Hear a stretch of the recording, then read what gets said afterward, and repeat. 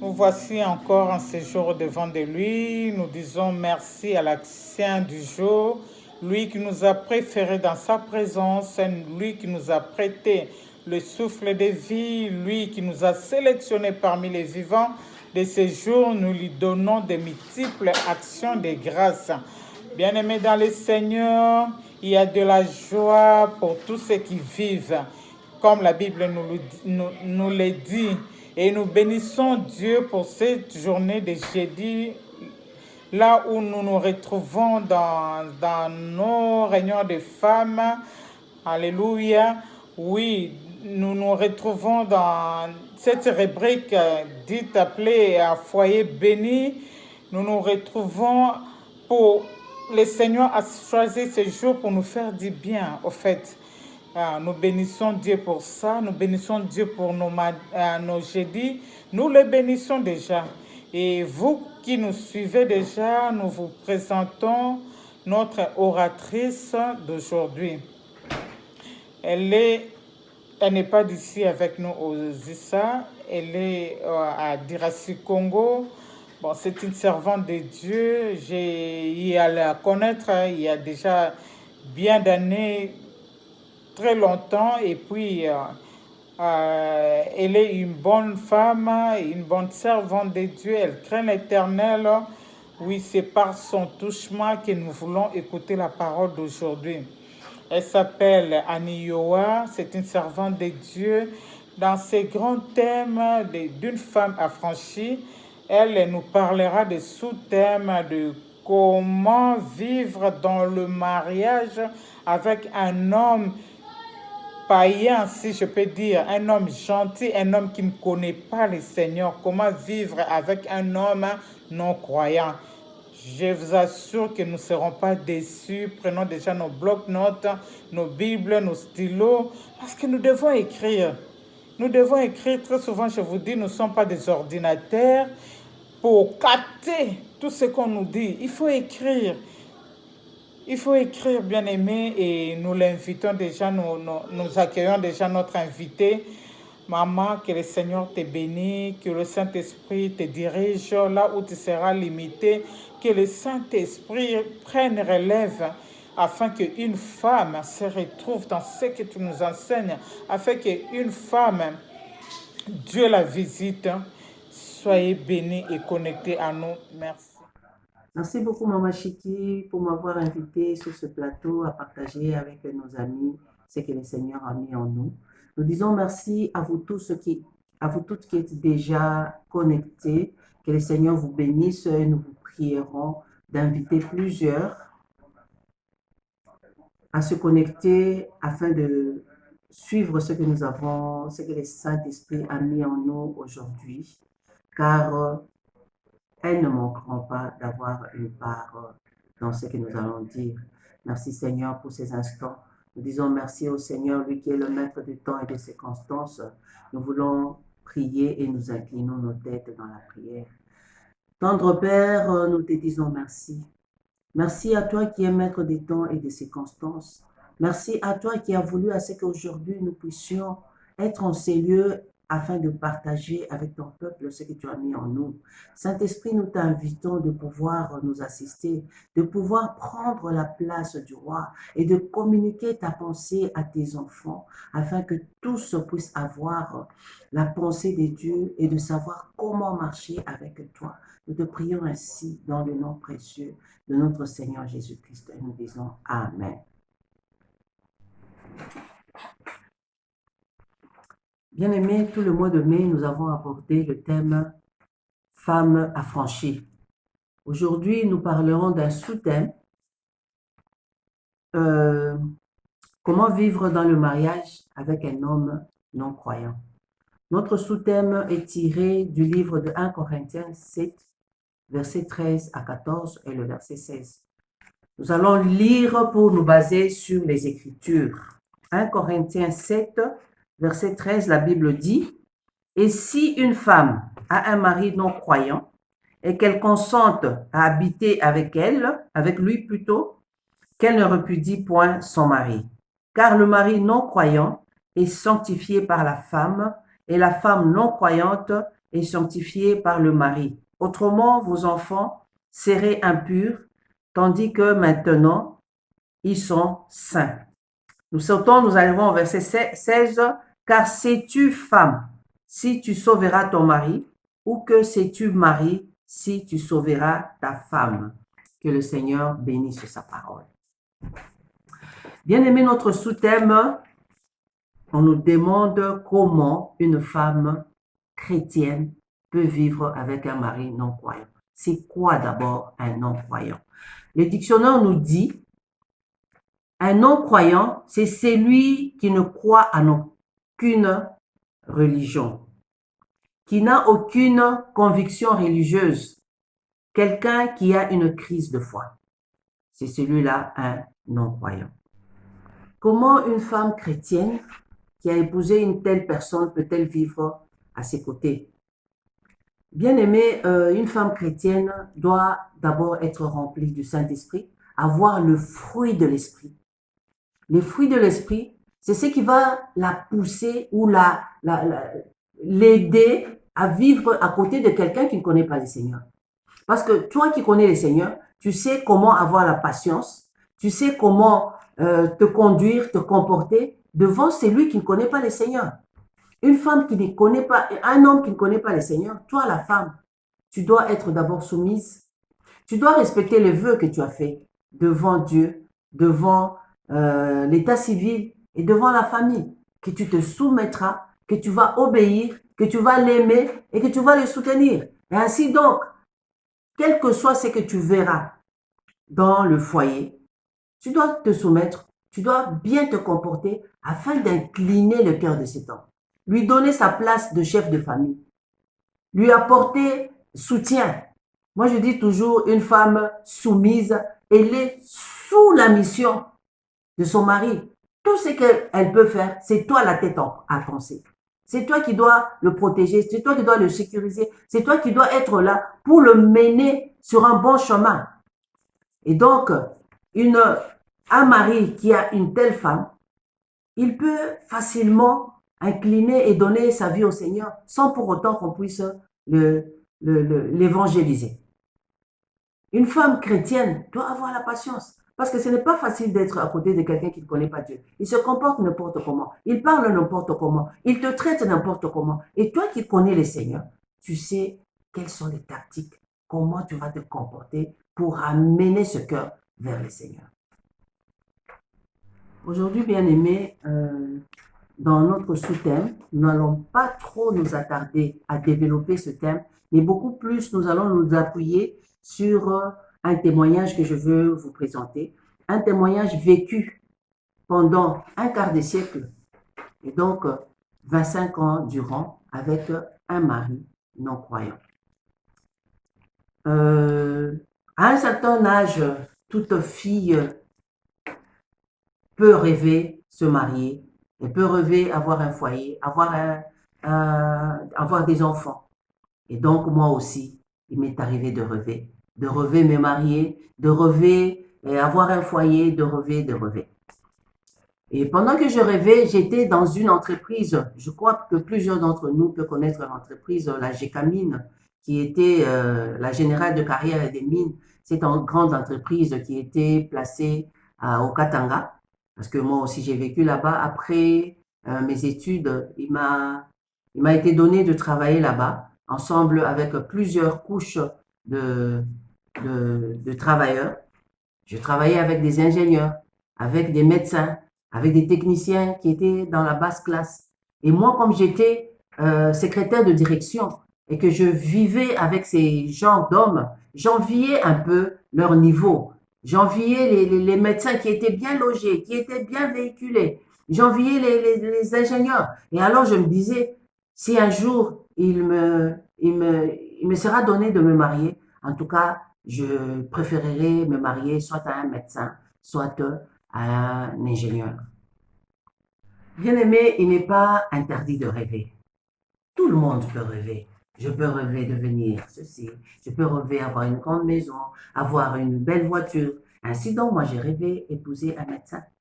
Voilà qu'un jour, un médecin vient me demander la main. Pour moi, c'était l'exaucement à ma prière.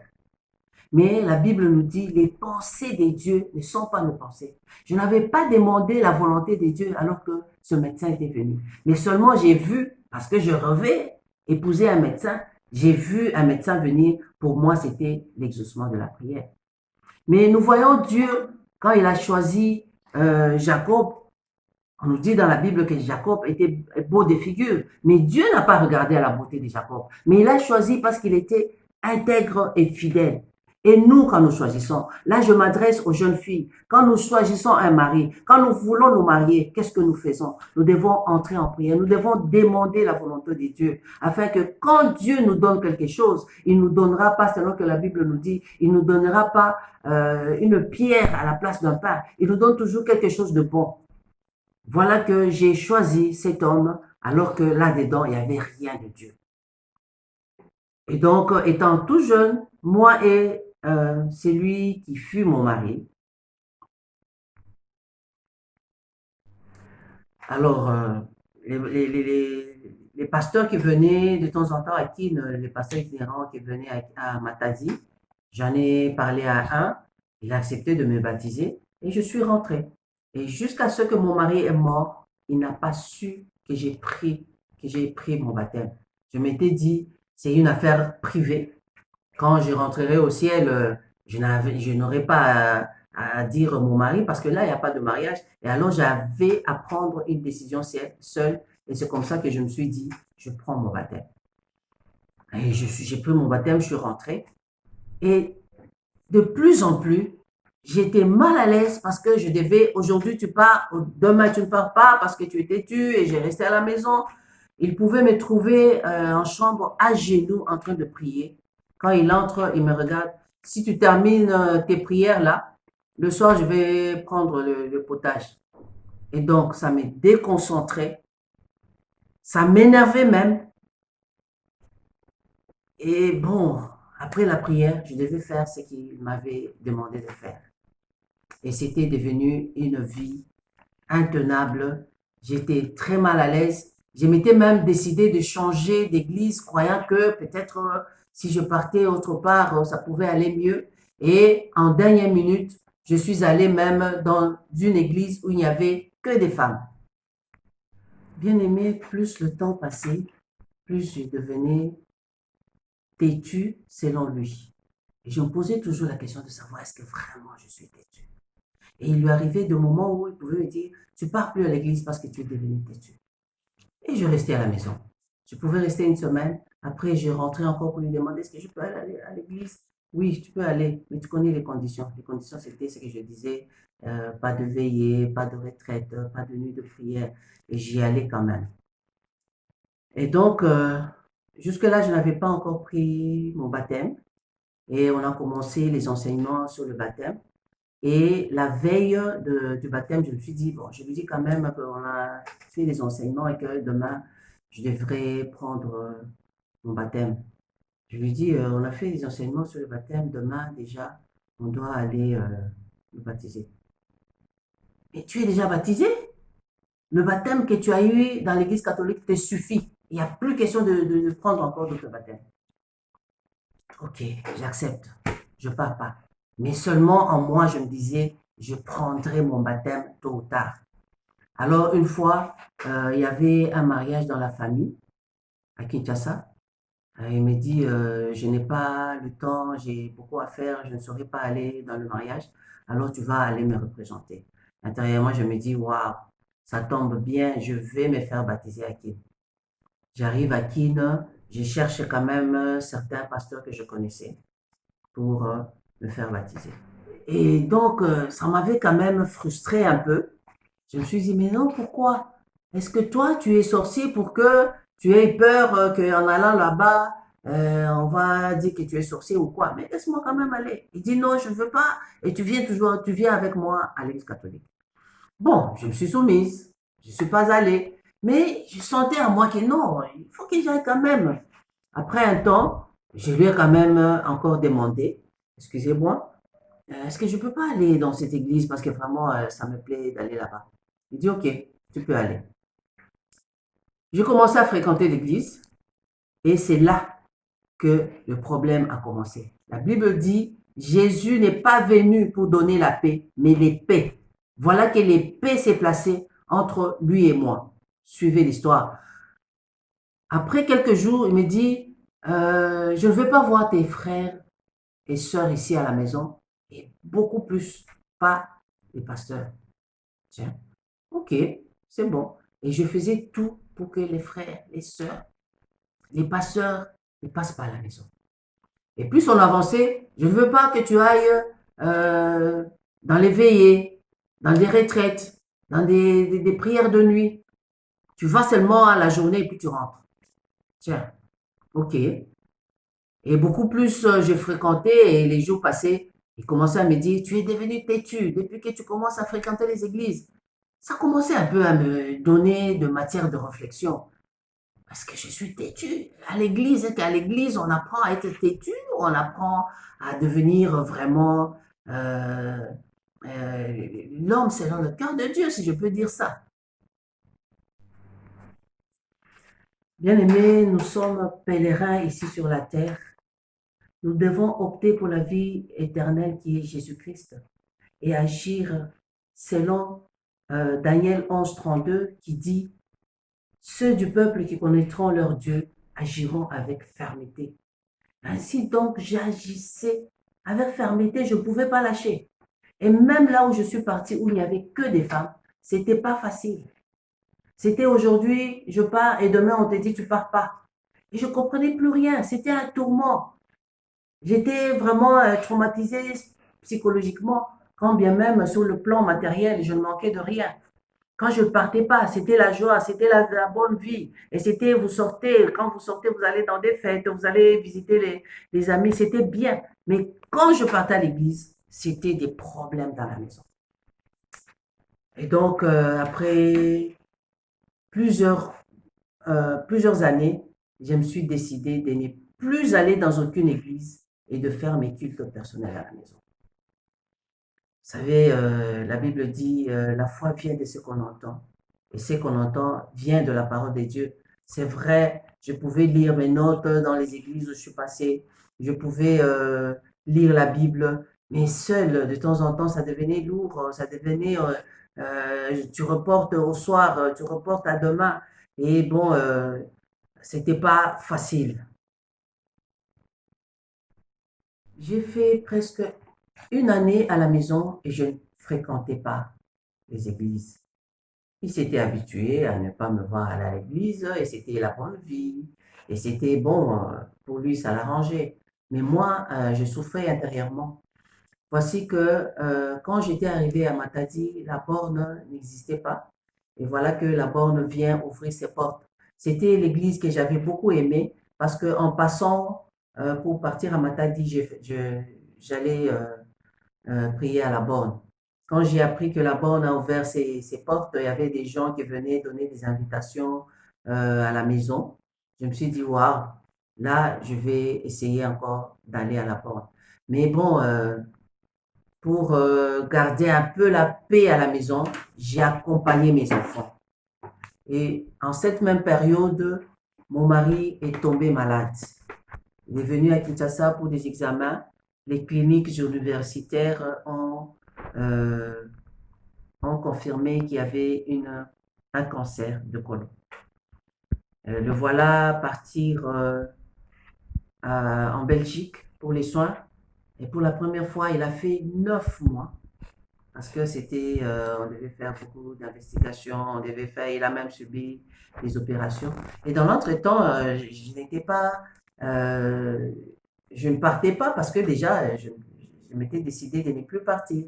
J'ai déposé les enfants et moi-même, je n'entrais pas. Et comme l'église était une nouvelle église qui n'était pas construite, de l'intérieur, on pouvait voir les voitures qui venaient et qui repartaient. Et je suis sûre que le pasteur constatait qu'il y avait une maman qui déposait les enfants et elle-même n'entrait pas à l'église. Et voici que ce jour-là, Dieu fait les histoires de sa manière. J'avais un peu d'occupation, je ne suis pas allée à temps pour récupérer les enfants. Et le pasteur a demandé aux enfants, qui vient vous déposer tous les jours? Et je vois, elle-même n'entre pas. Et les enfants ont dit, c'est maman. Mais pourquoi elle n'entre pas? Elle prie où? Non, elle est à la maison. Le pasteur a pris les enfants et est venu les déposer à la maison. Je vois, tiens, je m'apprêtais à sortir, les enfants sont arrivés. Qui vous a amené?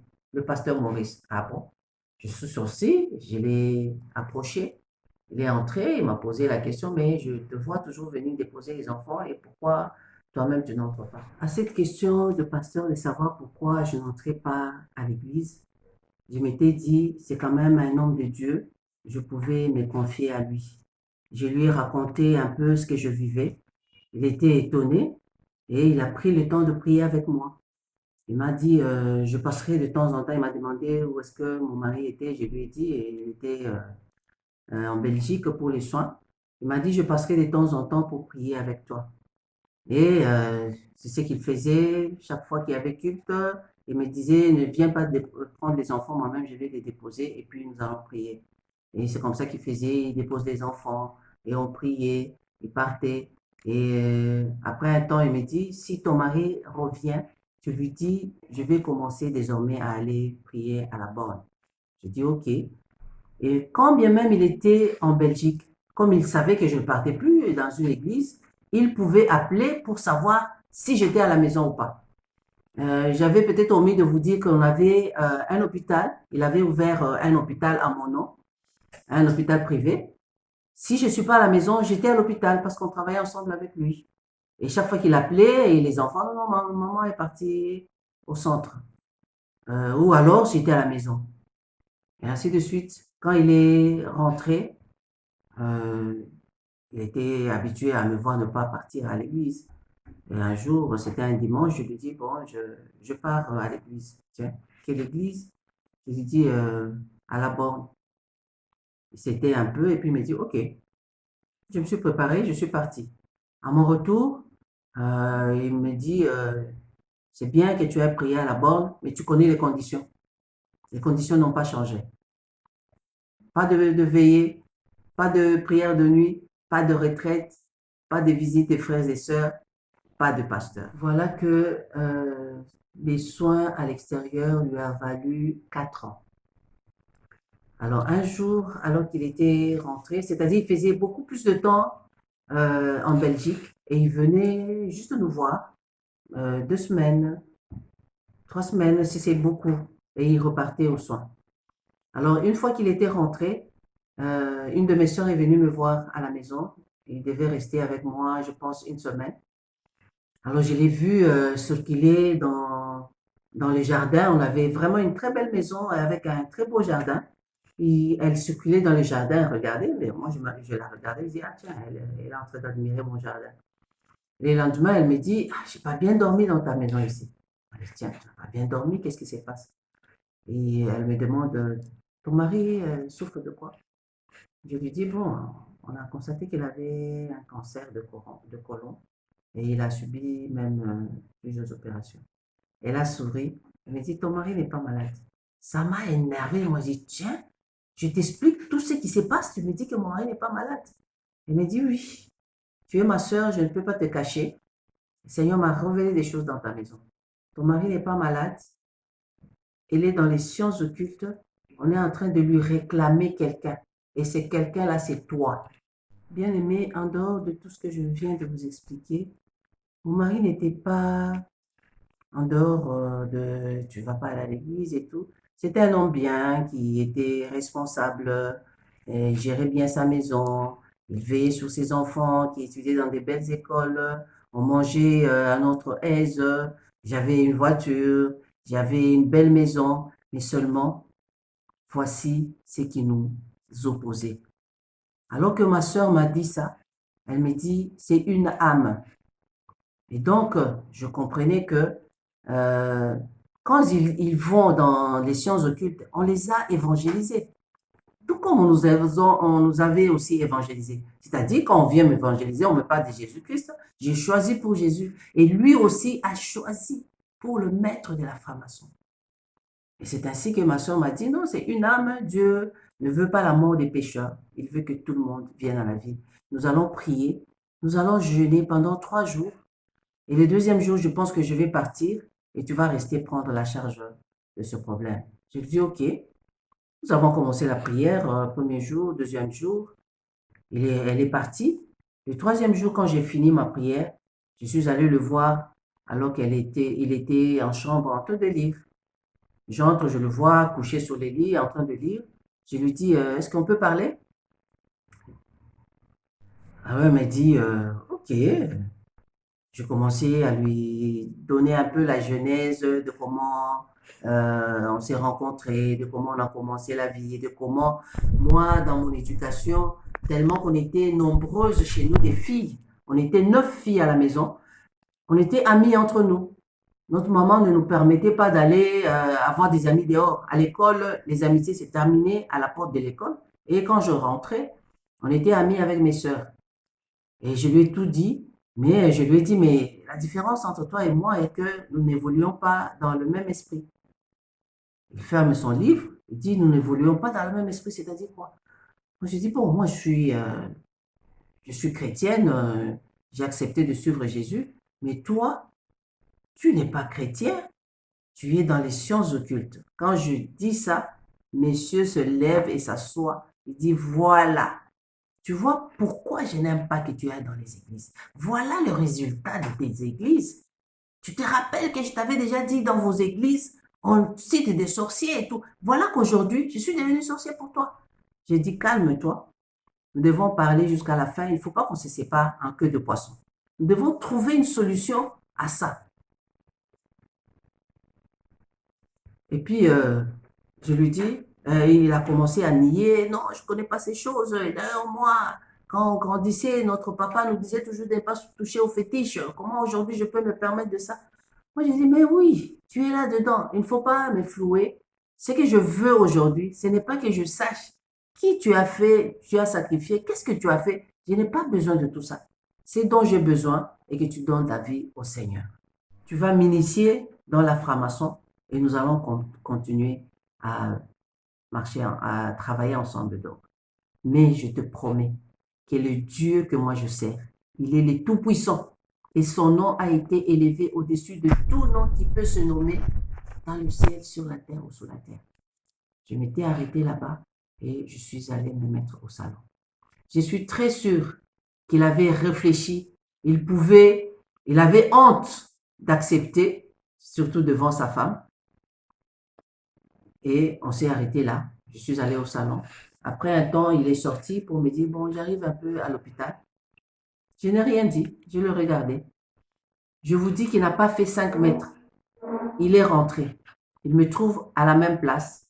Il dit, Annie, tu as dit que tu vas prier seulement pour tes enfants. J'ai dit oui, parce que mes enfants et moi, nous avons un même Dieu. Mais toi, comme tu as un autre Dieu, nous allons essayer de voir qui est le Dieu le plus fort. Et ainsi donc, si c'est ton Dieu, nous allons marcher avec ton Dieu. Il est rentré en chambre et le lendemain, il devait voyager.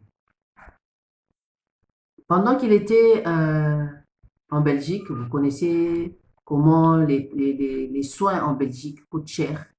Je devais toujours me battre pour avoir de l'argent et envoyer pour les soins avant qu'il ne puisse prendre l'assurance maladie. Voilà. Alors, avant qu'il ne parte, il est sorti, il est allé à la banque et on avait pris de l'argent à la banque pour construire l'hôpital. Et comme il était malade, on ne remettait plus cet argent-là. Et vous connaissez comment fonctionnent les banques. Quand tu n'as pas remis le crédit, et ça devient des intérêts. Et pour nous, comme on l'avait fait longtemps sans remettre, ça devenait des intérêts, des intérêts. Et il est parti à la banque, il a ramené de l'argent, il a acheté beaucoup de choses, alors que l'hôpital commençait déjà à tomber. Et le médecin qui était là avait déjà démissionné. Il a pris avec lui des infirmiers, l'administrateur et une bonne partie de nos clients. Et il est parti pour faire son hôpital. Je lui ai dit, mais d'où vient tout cet argent ici? Et tu as acheté tout plein de choses. Il a dit, mais comment nous avons quand même un compte en banque. Je suis allé prendre à la banque. On dit, quel compte qui est au rouge? Tu sais très bien que ce compte-là est encore débiteur. Et tu es allé prendre l'argent là-bas. Bon, va me déposer à l'aéroport, tu ne connais rien. Ah, parfois être chrétien, on doit, bon, je peux dire, on doit être bête. Parce que si je devais répondre à tout cela, c'était encore ouvrir une porte au diable. Je suis allé les déposer à l'aéroport et à mon retour, je suis allé tout droit à la banque. J'ai vu les gérants, je lui ai dit, mais comment nous avons un crédit ici et tu t'es permis de donner encore beaucoup d'argent au docteur? Pour quelle raison? Alors, quand je suis allé voir le gérant, il me dit, mais non, ça va, c'est quand même notre client, il avait besoin d'argent. Je lui ai dit, d'accord, c'est votre client, mais tu sais que notre compte est au rouge. Et jusque-là, on n'a pas encore commencé à rembourser de l'argent. Je vais te scandaliser. Tu vois, comme il est parti, il ne rentrera plus. Et quand il ne va pas rentrer, je viendrai pour que tu me dises comment ça va se passer avec ce crédit. Parce que déjà, on avait hypothéqué notre maison. Et à la banque, quand tu as hypothéqué la maison, soit tu rembourses l'argent, soit la banque s'approprie de la maison. Et j'ai quitté la banque, je suis rentré à la maison. Et quand il est arrivé à Kinshasa, je m'excuse, ça n'allait pas. Et déjà, il commençait à partir. Il y avait un de ses amis qui était aussi médecin. On l'a interné aux cliniques universitaires et on devait le traiter et tout ça. Il m'appelle pour me dire envoie-moi l'appareil d'aérosol. Je lui dis tiens, pourquoi? Oh non, j'en ai besoin. Moi, je dis non, je n'envoie pas l'appareil, je viens moi-même avec l'appareil. Il dit non, non, ça, c'est pas la peine, hein, il faut garder les enfants et il faut veiller sur l'hôpital. Bien aimé, même là, je n'avais pas abandonné parce que j'avais besoin qu'il donne sa vie au Seigneur, qu'il vienne au Seigneur, même à la dernière minute. Et donc, j'ai appelé les pasteurs que je connaissais pour qu'ils aillent à l'hôpital, essayer de parler avec lui s'il pouvait donner sa vie au Seigneur. Il refusait et tout celui-là qui venait, il ne voulait plus parler. Alors, je me rappelle, la dernière personne qui est partie, quand il a parlé pour dire dans ta vie au Seigneur et tout, qu'est-ce qu'il me dit?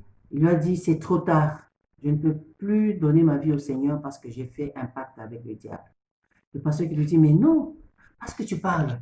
Notre Dieu ne te demande pas un sacrifice. Parce que tu parles, c'est comme Romains 19 nous dit, accepter avec sa bouche, accepter le Seigneur comme son Seigneur et son Sauveur. À ce point, il avait refusé jusqu'à ce qu'il est mort. Mais dans l'entretemps, avant qu'il ne meure, il s'est acheté un cercueil, il s'est acheté les habits, il a envoyé son ami à l'agence pour payer le rapatriement de son corps. Et dans l'entretemps, j'ai pu avoir le numéro du médecin soignant. Je lui ai demandé comment il allait. Il m'a dit, on n'a plus rien à lui donner et que je devais aller pour avoir peut-être son dernier mot. Ma soeur m'appelle pour me dire, j'ai appris que tu voulais aller en Belgique pour rejoindre ton mari. Moi, je dis, mais oui. À ma connaissance, jusque-là, on n'est pas divorcé. C'est mon mari. Je dois aller quand même l'accompagner jusqu'à à la fin de ses jours. Il me dit, n'ose pas. Si tu partais, c'est toi qui restes là-bas et lui rentre. Moi, j'ai dit non. Je suis quand même entrée en chambre pour prier. J'ai dit au Seigneur, j'ai fait 25 ans de mariage. Cet homme ne m'a pas sacrifié. Comment aujourd'hui, alors que lui est à la fin, il a quel pouvoir de me sacrifier? Seigneur, tu sais que jusque-là, nous sommes encore mariés.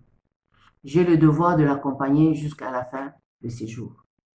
Mais si toi, Dieu, tu sais que en allant là-bas, ça sera moi qu'on va sacrifier, fais ce qui est à ton pouvoir, de barrer les routes. Et moi, en tant qu'homme, je ferai ce qui est à mon pouvoir d'aller rejoindre mon mari. J'ai ainsi prié. Amen. Je me suis levée, j'ai continué à faire mes démarches. Et dans l'entretemps, alors qu'il était là-bas, il y a mon beau-frère qui était aux États-Unis, le pasteur, plutôt au Canada, le pasteur Freddy, qui lui envoyait toujours le message pour lui dire, des messages anonymes bien sûr, pour lui dire donne ta vie au Seigneur. Et à tout ça, il répondait toujours non. Et donc, j'ai pris l'appareil, j'ai envoyé. Et les cliniques universitaires ne voulaient pas le lâcher parce que ça n'allait pas. Il a insisté pour dire, je dois voyager. Et son ami médecin, je ne sais pas qu'est-ce qu'il a fait, il lui a donné des piqûres qui lui a permis de supporter quand même ce vol et d'arriver en Belgique. C'est ce qui était fait, il a voyagé et de l'aéroport en Belgique, il est allé tout droit à l'hôpital et dans les soins intensifs. Au moins, quand il était au respiratoire, on pouvait parler, bien qu'il parlait à voix basse. Et chaque jour, quand je lui demandais comment ça va aujourd'hui, il me disait ça va mieux que hier. Et je n'étais pas d'accord parce que toutes les fois qu'il allait se faire soigner, bien qu'il allait à l'hôpital, mais il pouvait me dire je suis en Allemagne, dans une réunion, je suis tel endroit. Et ces réunions, c'était des réunions de Rotary. Bien aimé, moi je ne savais pas que la Rotary était la source de la franc-maçon. J'ai lu des livres de Rotary. On allait dans des réunions de Rotary quand il fallait aller avec les dames. Et bon, jusque-là, je ne savais pas que c'était la franc-maçon. Et c'est par après qu'on me dira, mais non, le Rotary, c'est la franc-maçon et tout. Et même, j'ai suivi des documentaires où on expliquait le Rotary et les francs-maçons. Nous allons nous incliner dans la prière. Chacun a eu sa part. Nous allons prier, bien-aimés. Nous allons dire à Dieu, toi qui s'es retrouvé dans ce cas, que le Saint-Esprit puisse t'aider à te soutenir, à relever la tête et à se mettre debout pour combattre l'ennemi, pour arracher ton mari d'entre les mains de l'ennemi. Nous prions au nom de Jésus. Rabba Santa, ô grand roi, toi qui m'as sauvé d'entre les mains de l'ennemi, tu es capable de sauver cette maman aujourd'hui. Tu es capable de sauver ceux-là qui jusque-là ne savaient quoi faire. Tu es capable d'arracher cet homme sur ce chemin où il est en train de se perdre. Rabba Shindere Kabababa, Yendebebebe Shindere Kayabaya Sata, Renda Mama Shindere Kebebe Santa Mane. Oh grand roi, descends ta gloire. Oh Dieu de bonté, tire cet homme sur ce chemin de la perdition. Donne à cette femme Rabba Shindere Kabababa, Yendebebebe Shindere Kayabaya Sata. Bien-aimés, nous allons encore prier. Nous allons dire à Dieu de nous éloigner de ces chemins qui nous donnent la perdition, d'éloigner nos maris qui ne meurent pas comme mon mari qui était mort, mais que ceux-là qui sont encore dans ces choses prennent la décision aujourd'hui. Demain, ça sera trop tard. Prennent la décision d'abandonner et de suivre Jésus.